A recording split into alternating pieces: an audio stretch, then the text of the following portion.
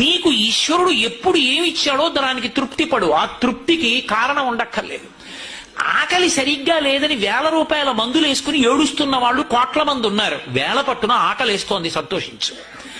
దాహం వేస్తే మంచినీళ్లు లోపలికి వెళ్ళక మధ్యలో కన్నం పెట్టి గొట్టం పెడితే ముక్కులోంచి పోసుకుంటున్న వాళ్ళు ఉన్నారు. గుటుక్కు నీళ్లు తాగితే లోపలికి ఎడుతున్నాయి, సంతోషించు. రాత్రి తిని పడుకుంటే పొద్దుడికి కడుపులో పోట్లు వచ్చి జీర్ణం అవ్వక ఏడుస్తున్న వాళ్ళు 1,00,000 మంది ఉన్నారు. తిన్నది గుండ్రాయి అయినా సరే తెల్లారేటప్పటికి జీర్ణం అయిపోతోంది, సంతోషించు. పడుకుంటే నిద్ర పట్టక చారుడు మాత్రలు వేసుకు పడుకుంటున్న వాళ్ళు ఉన్నారు. తలగడా మీద చెయ్యెట్టుకుని ఇలా పడుకుంటే నిద్ర పడుతోంది. పుస్తకం ఉంటే తప్ప మాట్లాడలేని వాళ్ళు ఉన్నారు. వేదిక ఎక్కి కూర్చుని మాట్లాడడం మొదలు పెడితే గంగా ప్రవాహంలో వస్తోంది, సంతోషించు ఈశ్వరుడి కారుణ్యానికి.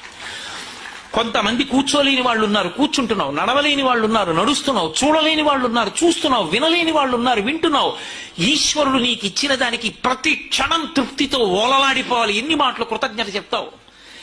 అది మానేసి ఎప్పుడు ఏదో పోయిందాన్ని తలుచుకుని ఏడవడం కాదు, వచ్చేదాన్ని ఊహించుకుని అలా జరిగితే బాగుండని కనుబొమలు ఎగరేయడం కాదు.